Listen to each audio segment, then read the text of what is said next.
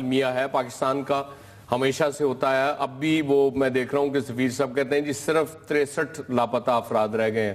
اب صرف 63 لوگوں کا مطلب آپ سمجھتے ہیں کہ 63 خاندان ہوتے ہیں اور وہ کیا حالت ہوگی ان کی اس وقت. ابھی جو منٹاج آپ نے دیکھا، ایک بچی کہہ رہی تھی کہ میرے والد کے لیے دعا کریں کہ وہ خیر سے ہوں.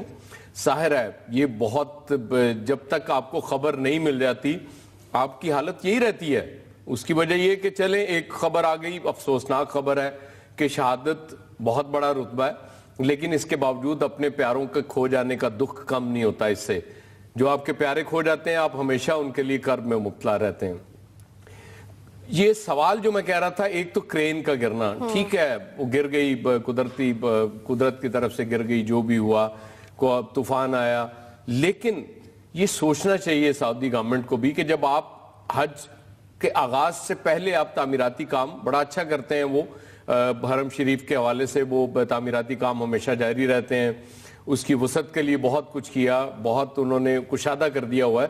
اس کے باوجود یہ پاسبل نہیں ہے ویسٹرن ورلڈ میں کہ اس طرح سے جب وہ یہ آپ کا شروع ہو گیا حج اور آپ دیکھ رہے ہوں کہ تعمیراتی کام جاری ہو اور وہاں کرینز کھڑی ہوں.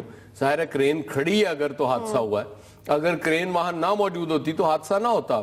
یہ سمپل سی چیزیں ہیں، لیکن پتہ نہیں کیوں ہم مسلمان جو ہیں اس حوالے سے بہت پیچھے رہ جاتے ہیں. ہوم ورک ہمارا پورا نہیں ہوتا. آپ کام بالکل کریں، تعمیراتی کام ہونے چاہیے، لیکن اس سے بہت پہلے آپ ان کو کر کے فارغ ہو جائیں تاکہ اس طرح کے حادثات نہ ہوں. اب اس میں بھی کنفلکٹنگ رپورٹس ہیں. کچھ کہا جا رہا ہے جی کوئی وی آئی پی مومنٹ تھی. بہرحال جو حجاج ابھی تک واپس آئے ہیں وہ اس طرح کی بات نہیں کر رہے.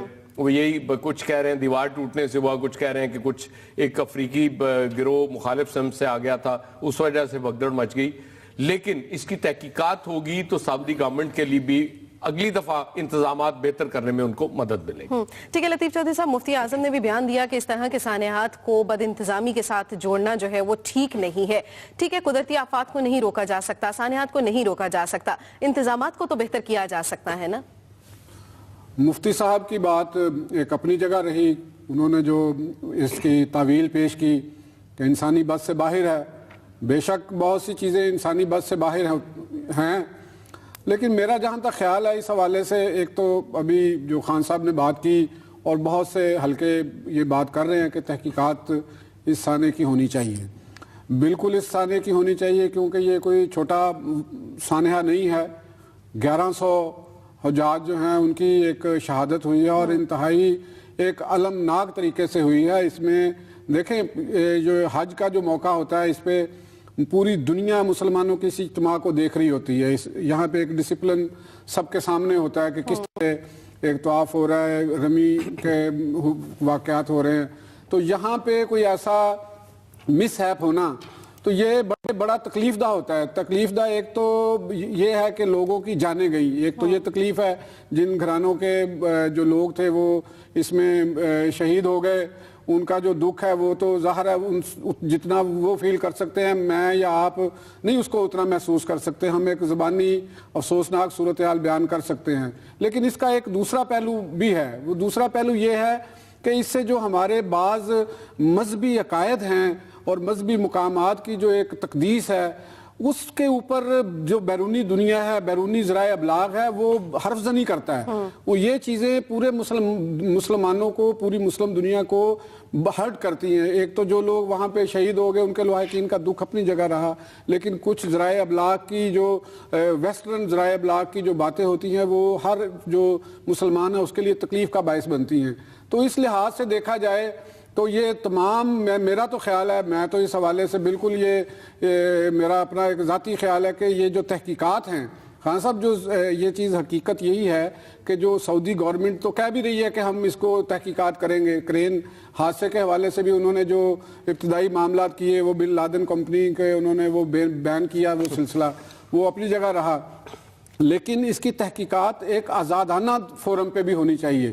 آزادانہ فورم یہ ہے کہ اس میں جو مسلم امہ ہے یا جن مسلمان ممالک کے حجاج اکرام وہاں پہ شہید ہوئے ہیں ان پہ مشتمل کمیٹی بھی ایک تحقیقات کرے کہ یہ کیا ایک حادثہ ہونا ایک الگ بات ہے. دیکھیں جو کرین کا حادثہ ہوا اس کی ایک وجہ سمجھ میں آتی ہے. وجہ یہ ہے کہ ایک بہت بڑا طوفان تھا, آندھی تھی, جس میں کرین جو ہے وہ ٹوٹی یا جو بھی اس کے اندر جو ٹیکنیکل فالٹ آیا وہ گری نیچے, ایک حادثہ کا ایک موجب بنتا ہے. لیکن اس حادثے کے بارے میں بھی خاصا مختلف رپورٹیں آئی ہیں کہ جو کرین کی ڈائریکشن تھی وہ غلط تھی, وہاں پہ اس طریقے سے کھڑی نہیں کی جانی چاہیے تھی جس طریقے سے کرین کو کھڑا کیا گیا تھا. تو یہ تحقیقات ہونی چاہیے. اب یہ ایک اگر تو یہ حادثہ ہے, دیکھیں ایک بھگدڑ مچ جانی کہ وہ کچھ لوگ گئے اور وہ واپس پلٹ آئے, سوچنا یہ ہے کہ وہ واپس کیوں پلٹے, کیا ایسا مسئلہ بن گیا کہ وہ لوگ واپس کی طرف آئے, اگر چاہے وہ افریقہ کا گروہ ہے چاہے کسی کا بھی ہے. کرنے کے لیے لوگ یا انتظامیہ موجود تھی بھی یا نہیں, یہ بھی سوال بنتا ہے. نہیں, گائیڈ تو ہر وقت ہوتے ہیں, ان کو سمجھایا جاتا ہے حجاج کو, ایک ان کا وے آؤٹ بتایا جاتا ہے کہ یہ آپ کا وے آؤٹ ہے. تو لیکن سوچنے والی بات یہ ہے کہ یہاں پہ ایک نہیں حادثہ ہوا, یہ نہیں حادثہ ہوا, اس سے پہلے بھی خان صاحب 2014 کا بھی ایک حادثہ ہو چکا ہے. تو اتنی بڑی تعداد میں لوگوں کا ایک مذہبی فریضہ ادا کرتے ہوئے جان سے جانا یہ کوئی معمولی بات نہیں ہے. اس کو سرسری نظر انداز کر کے ہم لوگ کہیں کہ جی چلیں جی یہ تو ہو ہی جاتا ہے, اس طرح کا ہو جاتا ہے. تو یہ ایک طرز عمل میرا نہیں خیال کہ اس کو اپنانا چاہیے یا اس کو کرنا چاہیے. اگر ایران کی حکومت نے, میرا خیال ہے کہ انہوں نے اگر اس کی تحقیقات کا مطالبہ کیا ہے کیونکہ ان کے بھی حجاج وہاں پہ شہید ہوئے ہیں تو تعلیم کی ہے, تو اگر خان صاحب بعض اگر یہ کہیں کہ جی یہ تو جی ایرانی پروپیگنڈا ہے, ایران سعودی چپکلش ہے, تو اس طرح میرا نہیں خیال کہ کوئی ملک ایک ان کے وزارت عظمیٰ کی سطح پہ اور ان کا جو ایک روحانی پیشوا ہیں خامنائی کی سطح پہ وہ اتنا اس قسم کا پروپیگنڈا کریں گے. پروپیگنڈا تو اس طرح نہیں ہوتے نا, پروپیگنڈا تو ہوتے ہیں کوئی ایجنسیوں نے خبر فیڈ کر دی, کسی نیوز ایجنسی سے خبر جاری کروا دی, ذرائع کے حوالے سے کوئی بات جاری کروا دی جو شکوک و شبہات پیدا کریں. آپ بھی ایک گروپ ایڈیٹر ہیں, میں بھی ایک صحافی ہوں, تو ہم ان چیزوں کو یہ سمجھتے ہیں کہ ایک پروپیگنڈا نیوز کیا ہوتی ہے. یہی ہوتی ہے کہ آپ کوئی ذرائع کے حوالے سے کسی اور ذریعے سے ایک اس قسم کی مشکوک خبر جاری کر دے, وہ تو ایک پروپیگنڈا سمجھ میں آتا ہے.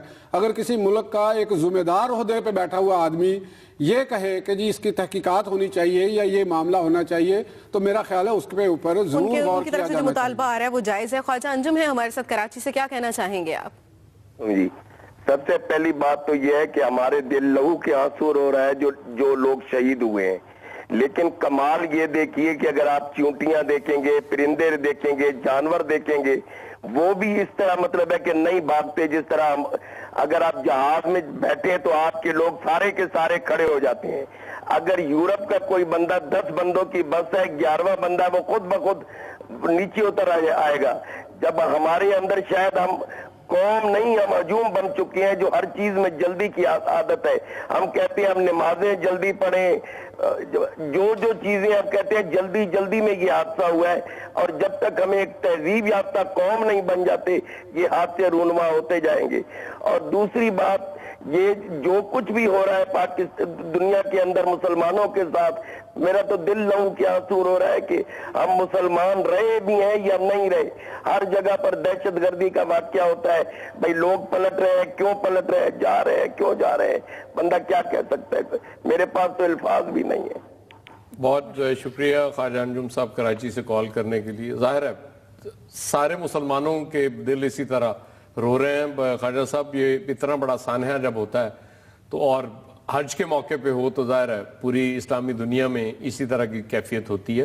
یہ اور وہ جو میں بات کر رہا تھا ہمارے حوالے سے جو ہم کرتے ہیں, باقی مسلمانوں کو تو چھوڑیں, ہم اپنی طرف جائزہ لینا. ابھی آپ نے دیکھا ہوگا کہ کچھ خبریں چل رہی تھی کہ وہ اس وقت تک 3-3.5 گھنٹے ڈیلے ہو چکی تھی فلائٹ, اور جدہ ایئرپورٹ پہ کوئی انتظامات نہیں ہے, نہ وہاں پہ پانی ہے نہ کچھ ہے. اب ان حالات میں کہ ایک تو اتنا بڑا سانحہ ہو گیا اور اس کے بعد آپ کی نیشنل کیریئر جو ہے, قومی ایئر لائن ہے, اس کی یہ حالت ہے, کوئی پرسانح حال نہیں ہوتا.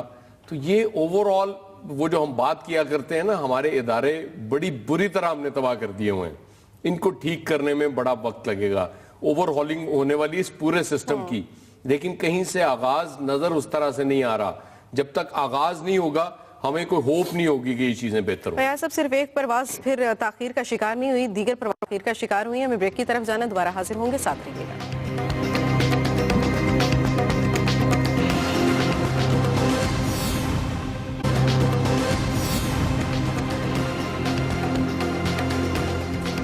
ویلکم بیک ناظرین. ایسا بین الاقوامی تعلقات کا بھی اگر جائزہ لے لیں تو وزیر اعظم نیو یارک میں موجود ہیں اور اقوام متحدہ کے سامنے آج بھارتی جارحیت کا بھی معاملہ اٹھایا اور اس کے ساتھ ساتھ جو پاکستان کو درپیش دیگر مسائل ہیں ان کا بھی معاملہ اٹھایا ہے. مسئلہ کشمیر بہت اہم ہے. جیسے بان کی مون صاحب کا جو خطاب جنرل اسمبلی سے, اس میں انہوں نے ایک بڑی خوبصورت بات کہی. وہ کہتے ہیں کہ دنیا کو بچانا زیادہ مشکل ہے, تباہ کرنا بڑا آسان ہے. یہ بالکل ٹھیک بات ہے, لیکن اس کے محرکات کا جائزہ کوئی نہیں لے رہا. پوری دنیا خاموش ہے. مطلب کشمیر ایک فلیش پوائنٹ ہے جہاں سے دنیا کو اگر سب سے زیادہ خطرہ کہیں سے ہو سکتا ہے تو وہ کشمیر کا ایشو ہے, جس کی طرف توجہ نہیں دے رہی عالمی برادری. اور بان کی مون صاحب بھی ظاہر ہے اس پہ کچھ بھی نہیں کر سکتے جب تک امریکہ اور باقی قوتیں, عالمی قوتیں نہیں چاہیں گی.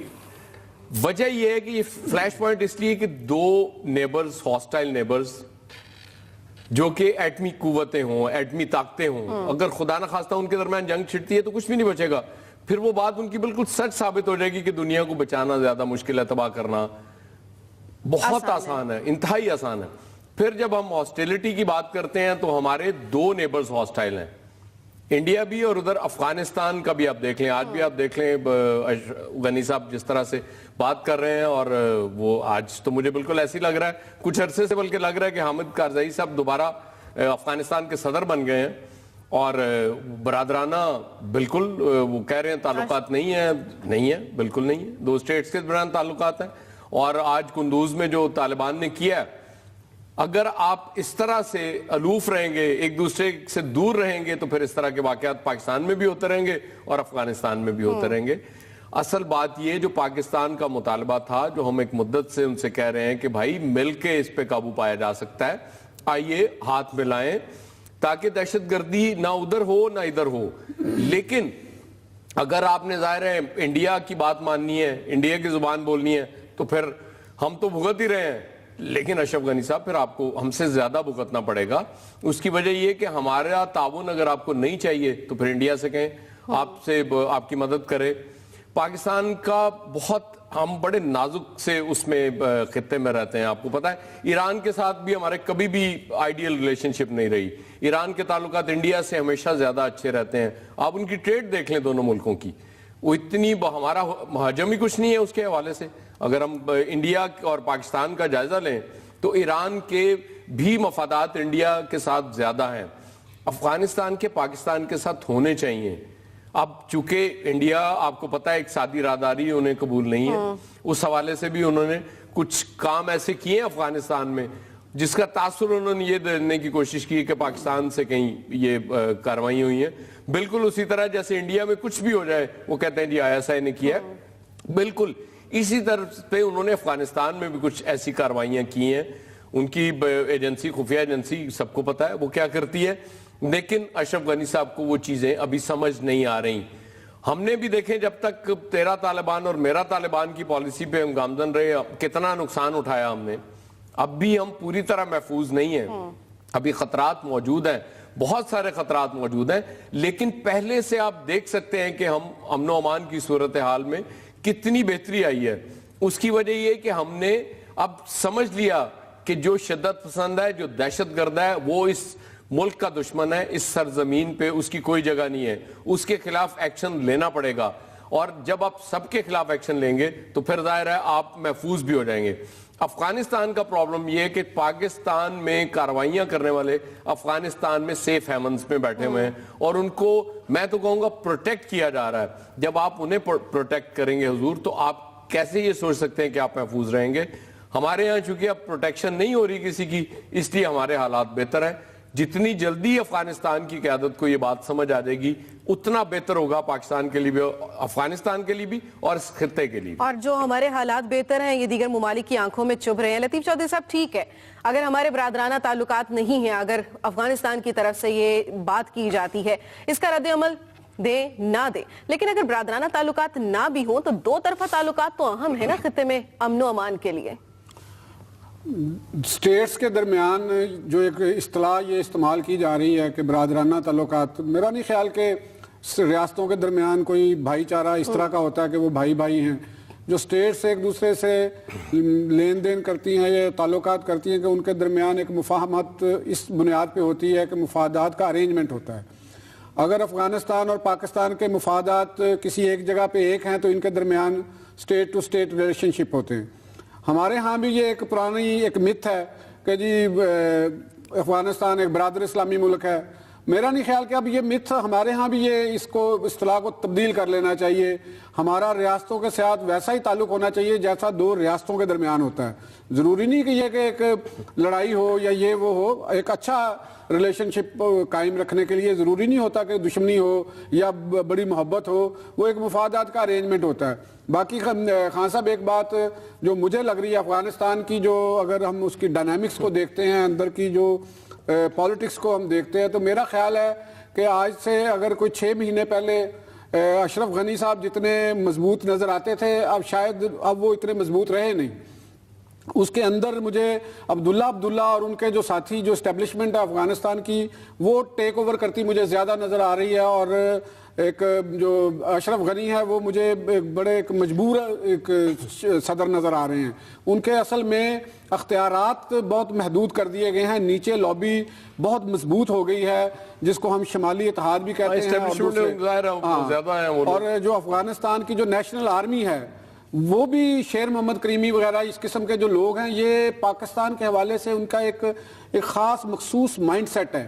جب تک یہ مائنڈ سیٹ تبدیل نہیں ہوتا، بالکل اسی طرح کا مائنڈ سیٹ جیسے انڈیا کا مائنڈ سیٹ ہے، ایک عدم اعتماد کی کیفیت کہ یہ ہم سے دھوکہ نہ کر جائیں، وہ دھوکہ نہ کر جائے، تو یہ وہاں پہ ایک اس قسم کی سچویشن ہے. اشرف غنی صاحب ایک محدود ہو گئے ہیں.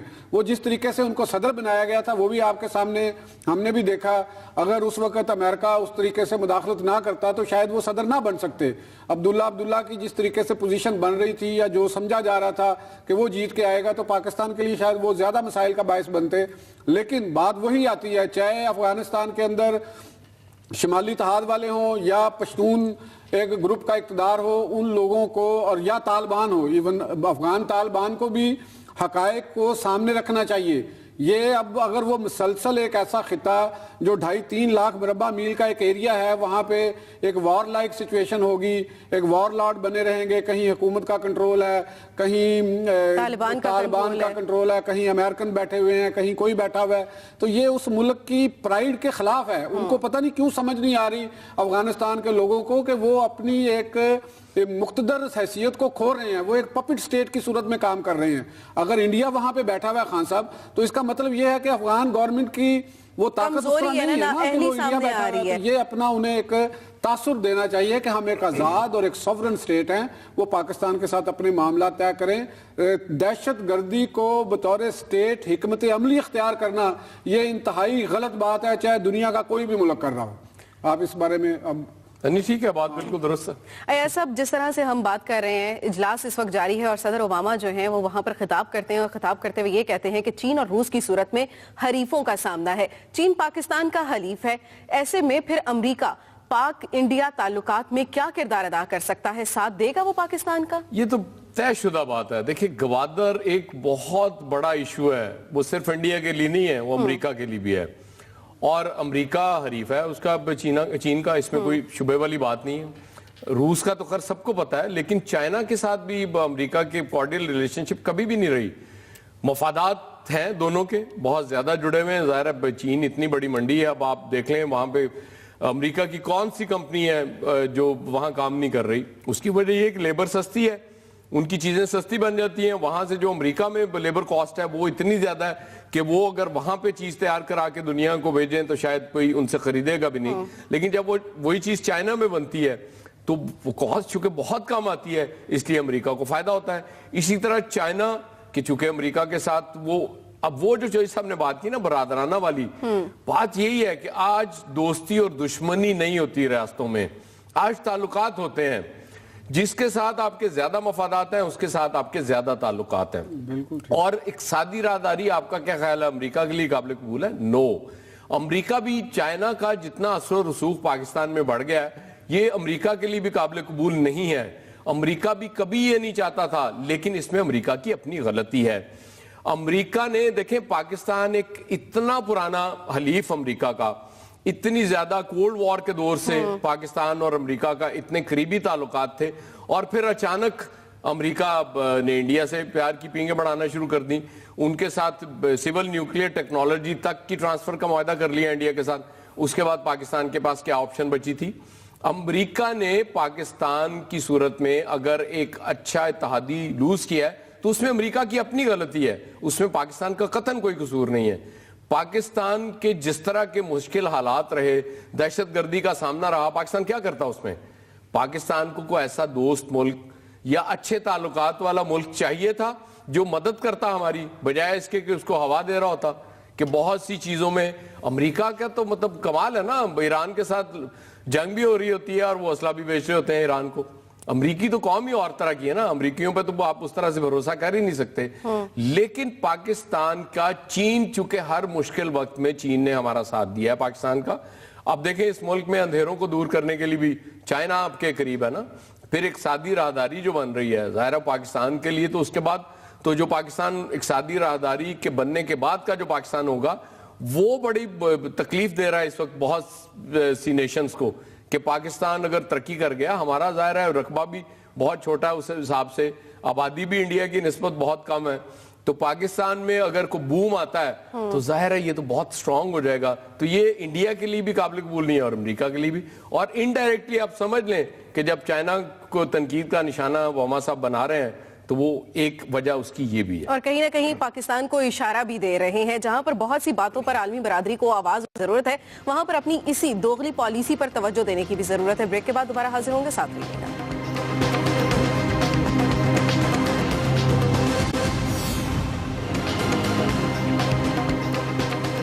ویلکم بیک ناظرین۔ ایاز صاحب، جس طرح سے ہم بات کریں کہ وزیر اعظم کی جانب سے اقوام متحدہ میں اتنے اہم ایشوز پر آواز اٹھائی گئی ہے، اتنے بڑے بڑے کام کریں لیکن پھر بھی ریٹنگ کیوں نہیں آتی ہے؟ کس کی؟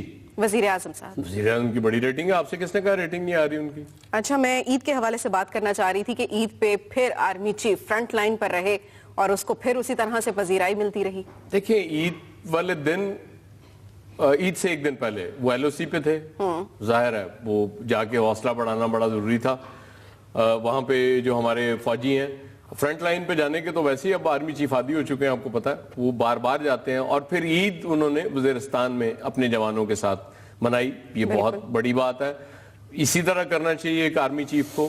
پرائم منسٹر صاحب اب چونکہ عید پہ یہاں نہیں تھے ورنہ ہم بات کرتے، اور چوئی صاحب جو تنقید کر رہے تھے کہ دیکھیں پرائم منسٹر صاحب اتنے دن پہلے وہاں کیا کرنے گئے تھے، اب چوئی صاحب آپ دیکھ رہے ہیں ان کی مصروفیات پرائم منسٹر صاحب کی کتنی ہیں، وہ مختلف اجلاسوں میں شریک ہو رہے ہیں، ملاقاتیں کر رہے ہیں، ابھی اور بہت کچھ کرنا ہے انہوں نے۔ نہیں خان صاحب، ابھی آپ نے وہ کہا کہ جی وہ پہلے گئے تھے، کہاں تھے عید؟ یہ تو بتا دیں، نہیں یہ تو بتائیں نا، ابھی عید انہوں نے کہاں منائی؟ عید اپنے بچوں کے ساتھ انہوں نے لندن میں، جو آپ وہ بات کر رہے تھے کہ کاروبار، آپ نے دعا بھی دی ان کو کہ اللہ کرے اور ان کا کاروبار پھلے پھولے۔ اچھا، وہ بچوں کے ساتھ منائی انہوں نے؟ بچوں کے ساتھ آپ نے تصویر نہیں دیکھی اخبارات میں جو چھپی نماز عید ادا کرتے ہوئے؟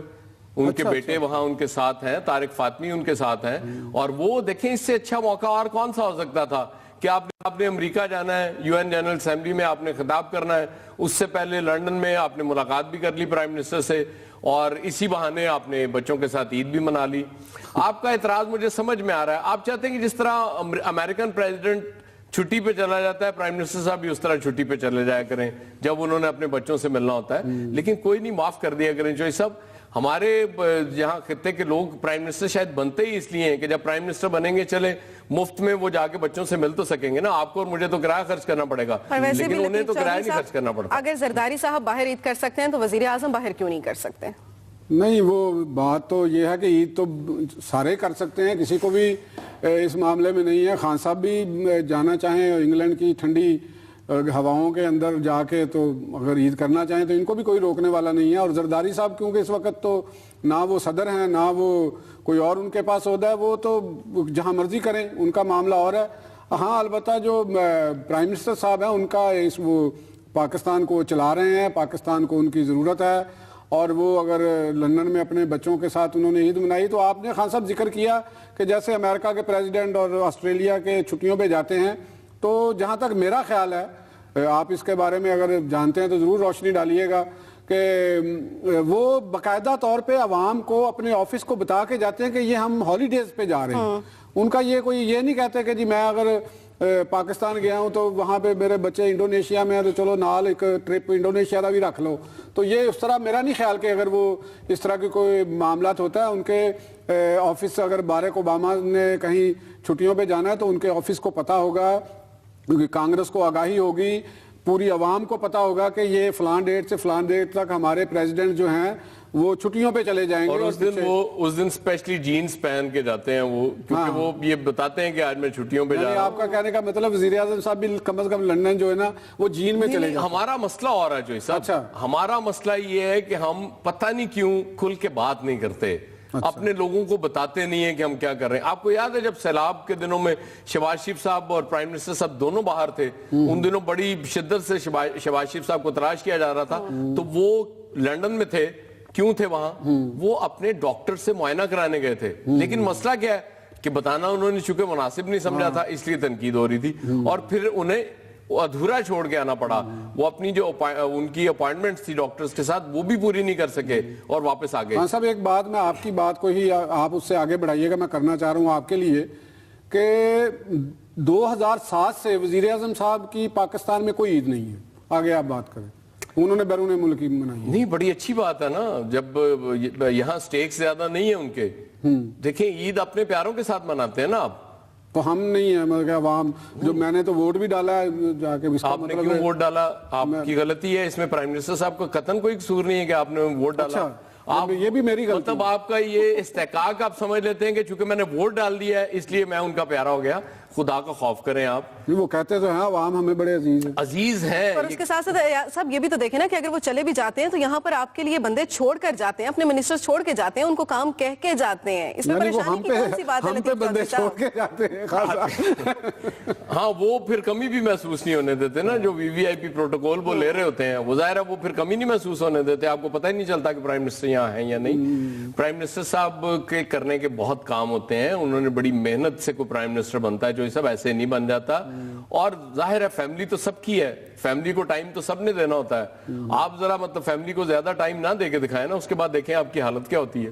ہاں نہیں, یہ تو بات آپ کی ٹھیک ہے, لیکن میرا خیال ہے کہ جب کوئی منصب کسی کے پاس آ جائے تو کیا خیال ہے آپ کا, جب پرانے دور کے جب بادشاہ ہوتے تھے تو وہ جنگوں پہ جاتے تھے, اور بعض اوقات دیکھیں ان کے اس کو ہم چاہے کچھ بھی کہہ لیں, اورنگزیب عالمگیر کو ہم اس کو جتنا مرضی ظالم بھی کہہ لیں, لیکن جب اپنے نظام کے حوالے سے بات آئی تو انہوں نے کسی کی پرواہ نہیں کی, نہ اپنے کسی بھائی کی, نہ کسی والد کی. تو میرا خیال ہے کہ جب اسٹیٹ افیئر ہوں, گورنمنٹ کے افیئر ہوں, تو اس میں کچھ رشتے جو ہیں وہ پس منظر میں نہیں چلے جاتے. کیا خیال ہے آپ کا؟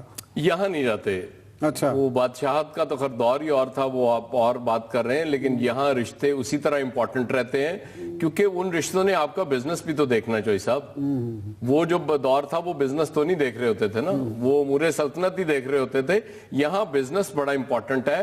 اب پرائم منسٹر وہ 5 سال کے لیے بنے, اس کے بعد اگلے 5 سال کے لیے آپ ووٹ نہ ڈالیں گے تو وہ پرائم منسٹر نہیں بن سکیں گے نا, اگر ان کی پارٹی اقتدار میں نہیں آتی. تو بزنس تو انہوں نے ہمیشہ چلانا ہے وہاں آپ کا. ویسے وہ میرا جہاں تک علم ہے وزیر اعظم صاحب کا تو کوئی بزنس نہیں, وہ بزنس تو نہیں کرتے, نہ شہباز شریف ان کے بیٹے کرتے ہیں, ان کے بچے کرتے ہیں. ظاہر ہے بچوں کا بزنس باپ کا ہی ہوتا ہے نا جوئی صاحب. اور ویسے بھی ایسا اگر سارا سال وہ پاکستان میں رہ ہی رہے ہیں, عوام کے لیے ہی رہے, عید کے دنوں میں اگر چھٹیوں پر چلے گئے تو اس میں زیادہ تنقید نہیں کرنی چاہیے. لطیف چودھری صاحب, ہمیں بریک کی طرف جانا ہے, دوبارہ حاضر ہوں گے, ساتھ رہیے گا.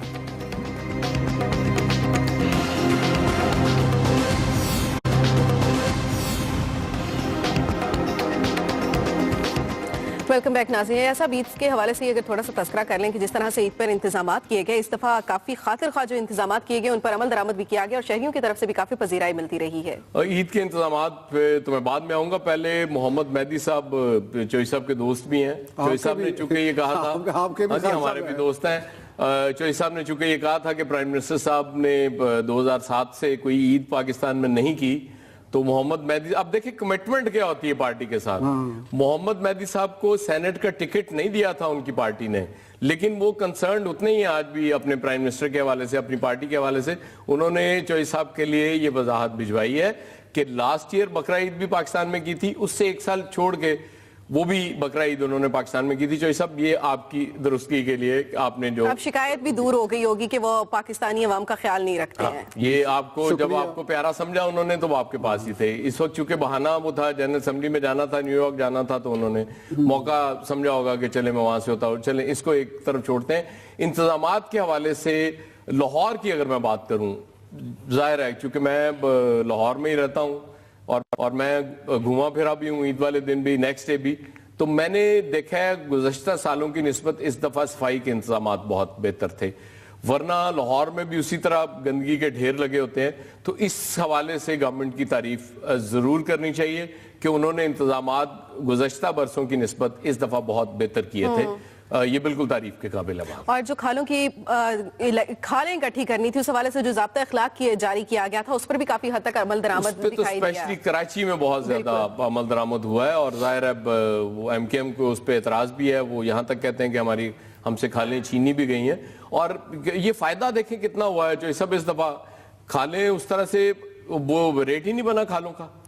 بالکل اس میں اس دفعہ مطلب ورنہ کھالوں کا بڑا ریٹ ہوا کرتا تھا. اس دفعہ تو بالکل وہ جو کہتے ہیں نا پنجابی میں ٹگے ٹوکری ہوئی تھی کھالیں. وہ میرا خیال ہے وہی تھی کہ جو تنظیمیں وغیرہ پہ انہوں نے انفورس کی پابندی کو تو انہوں نے اکٹھی نہیں کر سکے.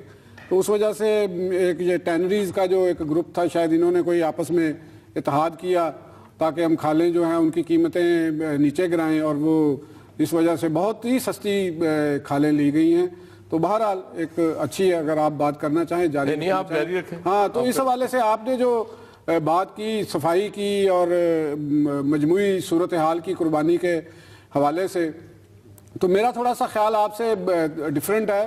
گو کہ اس دفعہ ہمیشہ کی طرح نہیں, بعض اوقات تو ٹھیک ہے آپ کی ہم ہاں میں ہاں بھی ملا دیتے ہیں. تو بعض اصل مسئلہ وہی آتا ہے کہ آپ نے, میرا خیال ہے کہ خان صاحب آپ نے زیادہ پوش ایریاز کا بتایا ہوگا. آپ رہتے بھی ایک پوش ایریے میں ہیں, آپ کا آنا جانا بھی ادھر ہی رہتا ہے, تو وہاں تو آلریڈی بھی صفائی ہوتی ہے. لیکن جو میرے جیسے عوام ہیں وہ جو محلوں میں رہتے ہیں, ذرا وہاں پہ آپ کبھی چکر بھی لگا لیتے, تو میرا خیال ہے کہ وہ تو ڈالتے ہیں نا وہاں. اچھا یعنی ہم ہی آپ گھر کا کوڑا اٹھا کے اگر باہر پھینک دیں گے تو اس میں ان کا کیا قصور ہے؟ جو یہ سب اچھا یہ گورنمنٹ کا قصور نہیں ہے نا. آپ مطلب اس کو پراپر اس کو ٹھکانے لگائیں. یہ عوام کی آگاہی اس میں. بہرحال میں آپ کا اس خیال سے کسی حد تک اتفاق کروں گا کہ عوام کے اندر بھی ایک آگاہی ہونی چاہیے, لوگوں کے اندر بھی ہونی چاہیے کہ وہ جو گندگی کا ڈھیر ہے تو اگر گندگی اپنے گھر کی ہے وہ کسی دوسرے کے گھر کے سامنے کم از کم نہ پھینکیں. لیکن اس کے ساتھ ساتھ میں اور دوسری بات جو میونسپیلٹیز کا عملہ ہے, وہ جو پوش ایریا ہوتے ہیں نا جہاں پہ افسر لوگ جیسے رہ رہے ہوتے ہیں, آپ جیسے بااختیار لوگ رہ رہے ہوتے ہیں, وہاں پہ وہ ڈرتے بڑی بھاگ بھاگ کے کام کرتے ہیں. اور جو محلے ہوتے ہیں نا وہاں پہ وہ آتا ہی کوئی نہیں. ویسے میں آپ کو جب بات کرتا ہوں نا تو ڈیفینس سے لے کے میں انارکلی تک بات کر رہا ہوں. میں نے دیکھے ہیں وہاں گندگی کے ڈھیر بھی دیکھے ہیں گزشتہ سالوں میں. اس دفعہ مجھے کہیں بھی نظر نہیں آیا گندگی کا ڈھیر. ایک تو اویئرنیس کے لیے بڑا کام کیا گورنمنٹ نے, چونکہ بات سمپل ہے. جو یہ سب جب ہم تنقید کرتے ہیں اتنے گورنمنٹ پہ, اگر کہیں گورنمنٹ کو بہتر کام کرتی ہے تو اس کی تعریف بھی کرنی چاہیے. میں تو اس چیز کا قائل ہوں. جہاں ڈیو شیئر بنتا ہے وہ ضرور دینا چاہیے جس کا بھی ہو. نہیں میرا خیال ہے بالکل جو چیز بنتی ہے کسی اگر گورنمنٹ نے کوئی اچھا کام کیا تو اس کو بالکل دینا چاہیے.